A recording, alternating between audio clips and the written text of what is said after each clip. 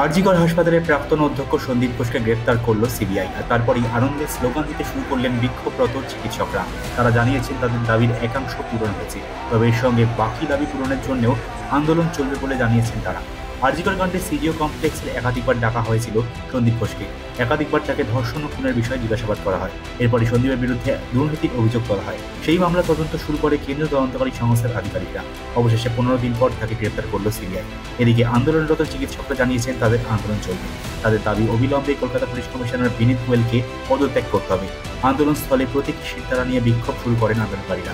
যদিও পুলিশের তরফে জানানো হয়, আন্দোলনরত জুনিয়র ডাক্তারদের প্রতিনিধিরা চাইলে লালবাজারে যেতে পারেন। সেখানে কলকাতা পুলিশ কমিশনারের সঙ্গে দেখাও করতে পারেন তারা। সন্দীপ ঘোষের গ্রেপ্তারি ঘটনায় প্রতিক্রিয়া দিয়েছেন বিজেপির রাজ্য সভাপতি সুকান্ত মজুমদার। দেখুন, এই গ্রেপ্তারি বহু কাঙ্ক্ষিত গ্রেপ্তারি ছিল, কিন্তু আমি যেটা আগেই আশঙ্কা প্রকাশ করেছিলাম যে খুনের মামলায় ইনি গ্রেপ্তার হবেন কিনা জানি না, কিন্তু করাপশানের মামলায় অবশ্যই ইনি গ্রেপ্তার হবেন, এবং সেটাই দেখা গেল। করাপশানের মামলায় ডক্টর সন্দীপ ঘোষ গ্রেপ্তার হয়েছে। কিন্তু যাই হোক, নাই মামার থেকে কারা মামা হলো। গ্রেপ্তারিটা খুব দরকার ছিল, বাংলার মানুষের কাঙ্ক্ষিত গ্রেপ্তারি।